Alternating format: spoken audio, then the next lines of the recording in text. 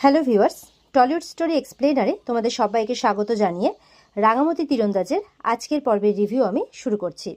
শুরুতেই দেখতে পাচ্ছি রাঙামতি তো হসপিটাল থেকে পালানোর চেষ্টা করছে, আর ওদিকে একলব্য কিন্তু গাড়ি নিয়ে রওনা হয়ে গেছে। রাঙামতি যে এলাকাতে আছে ঠিক সেই এলাকাতেই চলে আসছে রাঙামতিকে খোঁজার জন্য। এদিকে ড্রাইভার একলব্যকে বলছে, আপনি এখানে আর কতক্ষণ ঘুরঘুর করবেন, জায়গাটা রিস্কি, জায়গাটা সুবিধের নয়, এখানে অত লোকজনও থাকে না। বলে, আমি সেটা জানি যে জায়গাটা রিস্কি, কিন্তু আমাকে সব জায়গাতেই রাঙাকে খুঁজে বের করতে হবে। আমার মন বলছে রাঙা এগুলোতেই কোথাও আছে। বলে, আপনি তো আগে বলেননি যে আপনি এখানে আসবেন। বলে, অত বেশি কথা বলবেন না, চলুন, খুঁজে বের করতে হবে আমাদেরকে। এই বলে ড্রাইভার আবার চলতে শুরু করে। দিকে দেখা যাচ্ছে হসপিটালের ভেতরে হাঁটতে হাঁটতে কিন্তু রাঙামতির আংটিটার দিকে চোখ যায়, যে আংটিটা জন্মদিনে একলব্য তাকে গিফট করেছিল। অনেকক্ষণ মনে করার চেষ্টা করার পর কিন্তু তার মনেও পড়ে যে এই আংটিটা একলব্য তাকে দিয়েছিল, তার উড়নবাবু। এরপরে তার আস্তে আস্তে এই স্মৃতিটাও মনে আসে যে তাকে অনেকগুলো গুন্ডা মিলে অনেকগুলো তীর মেরেছিল পিঠের মধ্যে। কিন্তু তার যেহেতু ইঞ্জেকশন দিয়ে রাখা হয়েছে, তার মাথাটা কিন্তু ঝিমঝিম করছে, ঘুরছে, আর চোখের সামনে সবকিছু ঝাপসা দেখছে, তাও কিন্তু মনের জোরে এগিয়ে যাচ্ছে। এদিকে দেখা যাচ্ছে একলব্য যেতে যেতে একলব্য ড্রাইভার একটা জায়গায় গিয়ে থামে। বলছে, এরপরে কিন্তু আর রাস্তা নেই, সামনে শুধু ওই কতগুলো পোড়া বাড়ি আছে, আর মনে হয় না এখানে আপনি সেরকম কিছু পাবেন। এরপরে গাড়ির থেকে নেমেই দেখে পাশে একটা অনেক বড় বাড়ি, আর সেই বাড়িটা অনেক পুরনো, কিন্তু দোতলার উপরে আবার আলো জ্বলছে। সেটা দেখে কিন্তু মনে মনে সন্দেহ করছে, এখানে কি ওরা রাঙাকে রাখবে, সন্দেহ করছে আর কি মনে মনে, কিন্তু ওপরে আলো জ্বলছে কেন সেটাও একটা ও ভাবছে। এদিকে দেখা যাচ্ছে অঙ্কুর ফোন করে দেয় সত্যজিৎ বাবুকে, আর সত্যজিৎ বাবু বলছেন যে ঠিক আছে, একলব্য কোথায় আছে জেনে আমরা ফোর্স পাঠাচ্ছি, এমনটাই বলছেন। আর এই খবরটা অঙ্কুর বাড়িতেও দিয়ে দেয়। এদিকে কিন্তু আহিরি আর বৃন্দা এরা কিন্তু খুব চিন্তায় পড়েছে। সার্থকী বলছে, ব্যাস হয়ে গেল, যখন সত্যজিৎ বাবু স্বয়ং একলব্যের সঙ্গে আছেন তখন তো আমার অত ভাববার কোনো বিষয় নেই, আর আমি একলব্যের জন্য শুধু শুধু রাতও জাগতে পারবো না, আমার এগুলো ঝামেলা ভালো লাগে না। এই বলে ওপরে চলে যায় ঘুমোতে। আহিরি বলছে, বড়দা বড় বৌদি তোমরা যাও, গিয়ে ঘুমিয়ে পড়ো, আমি এখানে আছি, সেরকম হলে আমি একলব্যকে ফোন করব, না হলে সত্যজিৎ বাবুরও নাম্বার আছে, ওনাকে ফোন করব। তখন অঙ্কুর বলছে, না তোমরা যাও, গিয়ে ঘুমিয়ে পড়ো, আমার বরঞ্চ রাত জাগার অভ্যেস আছে, আমি এখানে আছি। তো এরপরে ভাবতে ভাবতে বৃন্দারা সবাই চলে যায়, কিছুক্ষণ পর আহিরিও চলে যায়। পাঞ্চালি বলছে অঙ্কুরকে, তুমি একটা জিনিস লক্ষ্য করেছো, এই আহিরি কিরকম যেন একটা আমাদের প্রত্যেকটা সমস্যার মধ্যে ঢুকে পড়ছে। এই মানে রাঙা নেই যেহেতু, এই রাঙা না থাকার বাহানায় এই রাঙার চিন্তায় চিন্তায় কেমন একের পর এক রাত কাটিয়ে যাচ্ছে আমাদের বাড়িতে। এই সব কিছু সমস্যার মধ্যে ঢুকে পড়ছে কেন বলো তো? একেবারে বন্ধু বন্ধু করে একেবারে মানে দিনরাত জব করে যাচ্ছে। আহিরির এই ব্যবহারটা কিন্তু আমাকে খুব ভাবাচ্ছে, আমি বলে দিলাম। অঙ্কুর বলছে, দেখো পাঞ্চালি, আমাদের এখন মূল উদ্দেশ্যই হওয়া উচিত রাঙা মানে ওর কথাটাই ভাবা উচিত, বাকি আর কিছু এখন আপাতত আমি ভাবতে পারছি না। তো এই বলে পাঞ্চালি চলে যায় ঘুমোতে।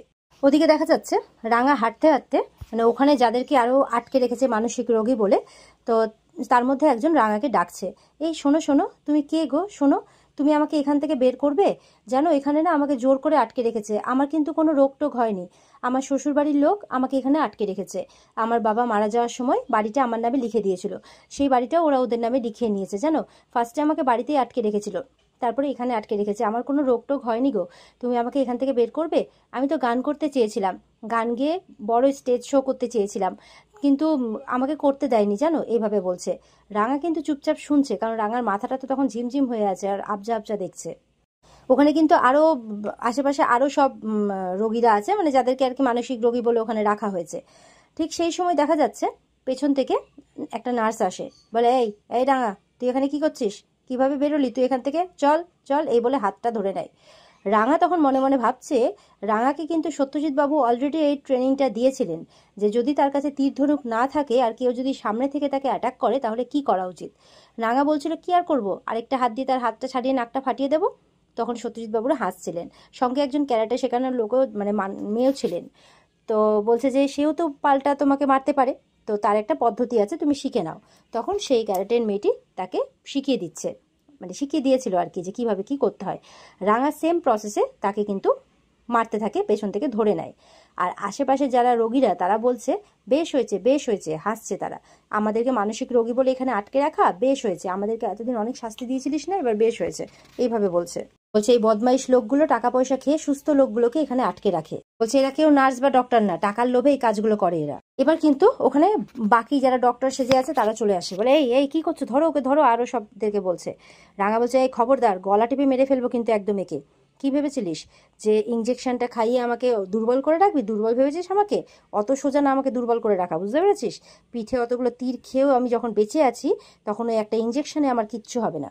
দরজাগুলো খুলে দে বলছি, খুলে দে। এবার তো যারা ডাক্তার সেজে আছে তারা তো বিপাকে পড়ে গেছে। আর রাঙা কিন্তু আবছা আবছাই দেখছে, ওই অবস্থাতে মনের জোরেই লড়ে যাচ্ছে। একলব্য কিন্তু ঠিক সেই বাড়িরই বাইরে দাঁড়িয়ে আছে। কি একলব্য টর্চের আলো দিয়ে বোর্ডটা দেখছে, ভালো করে দেখছে, ওখানে লেখা আছে মানসিক স্বাস্থ্য বিভাগ। বলছে মানসিক স্বাস্থ্য বিভাগ এখানে? সত্যজিৎ ফোন করেছে একলব্যকে, আপনি কোথায় আছেন? তখন বলছে যে এই যে আমি এখানে আছি। বলে আপনি যেখানে আছেন তার এক্স্যাক্টলি কাছাকাছি আমরা আছি, আপনি যে লোকেশনটা পাঠিয়েছেন। তো বলছে যে একলব্য বলছে আমি এখানে অদ্ভুতভাবে একটা বাড়ি দেখতে পেলাম, সেই বাড়ির মধ্যে আবার মানসিক স্বাস্থ্য বিভাগ লেখা আছে।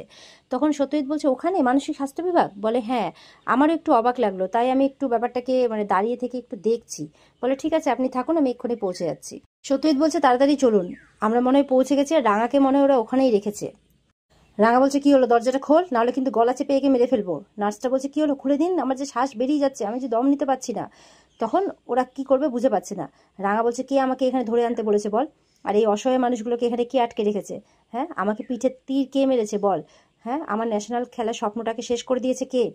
তখন ওই ডাক্তারটা বলছে আমরা কিছু জানি না, আমাদের এখানে যাকে পাঠানো হয় আমরা তাকে রেখে দিই। এবার সবাইকে বের করে নিয়েছে। রাঙা বলছে চল চল চল, সবাই চল এখান থেকে, এরা কেউ এখানে কোনো চিকিৎসা করে না, টাকার লোভে এখানে তোদেরকে আটকে রেখেছে আর জঘন্য অপরাধটা করে, চল এখান থেকে। এই বলে নিয়ে যাচ্ছে সবাইকে, আর নার্সকে ধরেই রেখেছে। রাঙা কিন্তু মানে যখন নিয়ে যাচ্ছে তখন এবার ওরা সব ঘেরাও করে নিয়েছে, আর নিয়ে যেতে দেবে না। তখন কি করে, রাঙা একটা বোতল দেখতে পায় পাশে, কাচের বোতল, সেটাকে বা হাত দিয়ে কোনো রকম ভাবে ভেঙে নেয়, আর এই নার্সটার গলায় ধরে। বলছে এই শয়তানের দল সব, দাঁড়া এবার মেরেই ফেলবো সব কটাকে। বলছে তোদের মতো শয়তানকে মারতে না আমি একটুও ভয় পাবো না। বলে তোদের সব কটাকে আমি মেরে ফেলবো, এদের সবাইকে আমি নিয়ে যাব, আমাকে অত সহজে তোরা মারতে পারবি না, অত সহজ নয় আমাকে মেরে ফেলা, বুঝতে পারলি? হাত তোল সবাই, হাত তোল, উপরে হাত তোল, এভাবে বলছে। আমি কিন্তু জঙ্গলের মেয়ে, তোরা জানিস না আমি কি করতে পারি, তোদের কোনো ধারণা নেই। যে এখানে পাঠিয়েছে সেও কিন্তু আমার ক্ষমতা জানে না। রাঙা বলছে কি হলো, হাত তোল। নার্সটা বলছে কি দেখছো কি তোমরা, হাত তোলো, না হলে যে আমাকে মেরে ফেলবে। তখন সবাই কিন্তু হাত তোলে। দিয়ে কিন্তু বাইরে সত্যজিৎ তার ফোর্স নিয়ে চলে আসে। এদিকে একলব্যকে অঙ্কুর ফোন করেছে জানার জন্য যে কি খবর হলো। তো একলব্য বলছে যে এরকম ব্যাপার, একটা পুরনো বাড়ি দেখতে পেয়েছি, সেখানে আবার মানসিক স্বাস্থ্য বিভাগ লেখা আছে, তো আমি বাড়ি গিয়ে বলছি সবটা সবাইকে। তো অঙ্কুর সেই মতো করে বাড়িতে জানায়, একলব্যর মাও চলে এসেছে, জিজ্ঞাসা করছে। তো বলছে যে মনে হচ্ছে রাঙার একটা খোঁজ পেয়েছে ওরা, তো এখন কিছু বোঝা যাচ্ছে না, ও বললো জানাচ্ছে পরে। এখন একলব্যের মা তো ঠাকুরকে ডাকছে আর কি। একলব্যের বাবাও তো উঠে এসছেন, ঘুমোতে পারছেন না যতক্ষণ না পর্যন্ত একটা ভালো খবর পাচ্ছেন। তো একলব্যের বাবাও জিজ্ঞাসা করছে কোনো খবর পেলো নাকি। তখন অঙ্কুর বলছে হ্যাঁ, সত্যজিৎ বাবু আছেন একলব্যের সাথে, আর ওরা একটা বাড়িতে খোঁজ করতে গেছে, আমার মনে হয় কিছু একটা ক্লু পেয়েছে, না হলে কেন যাবে। এবার একলব্যের পিসিও উঠে এসছে। তখন একলব্যের পিসিকে রাঙার বাবা মানে শ্বশুরমশাই বলছেন যা তো একটু চা বানিয়ে আনতো, আমার কিছুতেই ঘুম আসবে না যতক্ষণ ছেলেটা আর বউটা না ফিরে আসবে। এবার রাঙামতি যে বলছে চল চল তাড়াতাড়ি বেরো এখান থেকে, তোরা যা এখান থেকে, মানে চিৎকার করে বলছে, তো বাইরে থেকে কিন্তু একলব্য শুনতে পেয়েছে। বলছে রাঙামতির গলা না। তখন তো সব মানে ইয়েও বলছে, সত্যজিৎও বলছে হ্যাঁ তাই তো মনে হলো। তখন একলব্য ডাকছে রাঙামতি, রাঙামতি তুমি কি এখানে আছো? রাঙামতি শুনতে পেয়েছে তার উড়নবাবুর গলা। তখন বলছে উড়নবাবু তো, বলে হ্যাঁ উড়নবাবু, উড়নবাবু এভাবে বলছে। তখন কিন্তু একলব্য বলছে যে এ তো রাঙামতির গলা। বলছে চিন্তা করো না, আমরা এসে গেছি। সত্যজিৎ বলছে ভেতরের কি অবস্থা রাঙামতি? বলছে যে তোরা তাড়াতাড়ি চলে আয়, ভেতরের অবস্থা ভালো নয়, তাড়াতাড়ি চলে আয়। তখন কিন্তু ওরা গেট ভাঙছে, গেট ভেঙে ঢুকবে, গেটে তালা তো। এবার রাঙামতি ভেতরে ওদেরকে বলছে তোদের জন চলে এসেছে, এবার কি করবি তোরা? এই বলতে বলতে দেখা যাচ্ছে পেছনে একজন স্টাফ এসে একটা মোটা লোহার রডের বাড়ি তার মাথার মধ্যে মারে। আর রাঙামতি কি করবে, খুব লেগেছে, রডের বাড়ি বলে কথা, কিছু করতে পারছে না। রাঙামতি অজ্ঞান হয়ে যাচ্ছে, চেয়ারের মধ্যে বসে পড়ে। আর ওদিকে একলব্যরা গেট ভাঙার চেষ্টা করছে। আমাদের পিঠে কিন্তু ব্যান্ডেজ রয়েছে এখনো, ওই অবস্থাতেই এই সব ঘটনা ঘটছে। এবার তো নার্সটা বলছে সবাইকে ভেতরে নিয়ে যাও, মারতে মারতে, সব করে তাই করছে, একদম মারতে মারতে ভেতরে নিয়ে যাচ্ছে। আর রাঙাকে ধরে একদম শরীর ঝাঁকিয়ে বলছে যে তোর এত বড় সাহস, এত বড় সাহস। হ্যাঁ, নার্সটাকেই দেখে ডেঞ্জারাস মনে হচ্ছে ওখানে। তুই আমার এতদিনের ব্যবসা লাটে তুলবি? ডাক এবার ডাক, দেখ তোকে কে বাঁচাতে আসে, ডাক। কি রে, রাঙামতি কিছু বলতে পারছে না, সেন্স হারিয়ে ফেলছে রাঙামতি। তখন কিন্তু একলব্যরা গেট ভেঙে একদম ভেতরে ঢুকে পড়ে, পুরো ফোর্স সমেত সত্যজিতের। এবার তো ভেতরে ঢুকে সব কটাকে ধরে ফেলে, আর রাঙামতিকে কোলে তুলে নেয় একলব্য। দেখছে তার তো অবস্থা ভালো নয়, তার হয়তো চোট লেগেছে, সে অজ্ঞান হয়ে যাচ্ছে, সেন্সে নেই। রাঙামতি রাঙামতি করে ডেকেই যাচ্ছে একলব্য। লোহার রড দিয়ে সব কটাকে পেটাচ্ছে সত্যজিৎ ওখানে। সব কটাকে ধরে নেয় সত্যজিৎ, আর ওদেরকে উদ্ধার করে বাকিদেরকেও। আর এদিকে রাঙাকে সত্যজিৎ বলছে, মানে একলব্য বলছে দেখো আমি এসে গেছি রাঙামতি, আমি এসে গেছি। সত্যজিৎ বাবু রাঙামতিকে ইমিডিয়েটলি হসপিটালে নিয়ে যেতে হবে, এই বলে কোলে তুলে নেয় আর রাঙামতিকে নিয়ে যাচ্ছে। একটুর জন্য জোর বাঁচা বেঁচে যায় রাঙামতি, কিন্তু ফাইনালি একলব্য রাঙামতিকে উদ্ধার করে।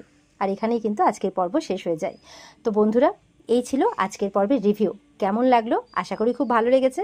কমেন্ট করে কিন্তু অবশ্যই জানাবে, আর অপেক্ষা করে থাকবে আগামী পর্বে রিভিউ পাওয়ার জন্যে। দেখা হচ্ছে আগামীকালকে। আর এই পর্বটিকে বিস্তারিত দেখতে গেলে অবশ্যই স্টার জলসার পর্দায় চোখ রাখবে। সবাই ভালো থেকো, টাটা।